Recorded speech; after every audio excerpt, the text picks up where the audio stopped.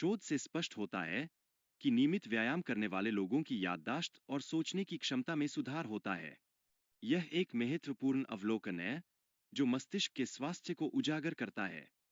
प्राचीन काल से ही मानव मस्तिष्क को सक्रिय रखने के लिए शारीरिक गतिविधियों का महत्व रहा है। आज भी यह हमारे समग्र स्वास्थ्य के लिए आवश्यक है, जो शारीरिक और मानसिक स्वास्थ्य को संतुलित रखता है। व्यायाम के द्वारा मस्तिष्क में रक्त प्रवाह बढ़ता है, जिससे उसे ऊर्जा और आवश्यक पोषक तत्व मिलते हैं। इस प्रक्रिया से मानसिक स्वास्थ्य में भी उल्लेखनीय लाभ होता है। मानव मस्तिष्क के विकास में विभिन्न चरण शामिल होते हैं। प्रारंभ में हमारे पास केवल बुनियादी कार्यों के लिए मस्तिष्क था, जो समय के साथ जटिल कार्यों के लिए विकसित हुआ। माइकल जॉर्डन का बेसबॉल में प्रदर्शन इस बात का प्रमाण है कि शारीरिक गतिविधियों का मस्तिष्क पर गहरा प्रभाव पड़ता है। एक खेल से दूसरे खेल में स्थानांतरण में कई चुनौतियां उपस्थित होती है। हालांकि मनुष्य मल्टीटास्किंग में सक्षम नहीं होते। उनका मस्तिष्क एक समय में केवल एक गतिविधि पर ध्यान केंद्रित कर सकता है, जो हमारी संवेदी क्षमता पर निर्भर करता है। याददाश्त में सुधार के लिए अध्ययन करते समय एक समान वातावरण बनाए रखना आवश्यक है, ताकि जानकारी को बेहतर तरीके से याद किया जा सके। लॉन्ग टर्म मेमोरी के लिए जानकारी से संबंधित अन्य चीजों को याद रखना और नियमित रूप से दोहराना आवश्यक है। यह प्रक्रिया याददाश्त को मजबूत बनाती है।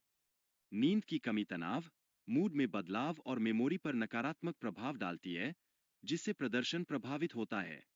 इसलिए उचित नींद जरूरी है। स्ट्रेस न केवल व्यक्ति को प्रभावित करता है, बल्कि हार्ट अटैक और स्ट्रोक का खतरा भी बढ़ा सकता है। इसलिए शिक्षा संस्थानों में कम तनाव वाला वातावरण होना चाहिए। आवश्यकता से अधिक इंद्रियों का उपयोग स्मरण शक्ति को बढ़ाता है। उदाहरण के लिए, पढ़ाई के दौरान विशिष्ट सुगंध का उपयोग एकाग्रता को बढ़ा सकता है। दृष्टि सबसे महत्वपूर्ण इंद्रियों में से एक है, जो हमारे संसाधनों का 50% उपयोग करती है। चित्रों और वीडियो को देखकर याददाश्त में सुधार होता है। महिलाओं का लेफ्ट हेमिस्फीयर तनाव के दौरान इमोशनल डिटेल्स पर ध्यान केंद्रित करता है। वहीं पुरुषों का राइट हेमिस्फीयर उनकी सामान्य जानकारी और कंफ्यूजन पर ध्यान देता है। महिलाओं में जेनेटिक कॉम्प्लेक्सिटी होती है, क्योंकि उनका एक्स क्रोमोजोम दोनों माता-पिता से आया होता है, जबकि पुरुषों का एक्स क्रोमोजोम केवल मां से आता है। हमारा दिमाग जन्मजात रूप से प्रश्न पूछने के लिए प्रोग्राम होता है।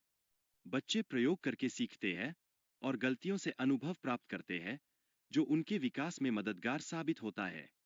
छोटे छोटे ब्रेक लेकर नियमित सीखना हमारे मस्तिष्क की प्रोसेसिंग क्षमता में सुधार करता है।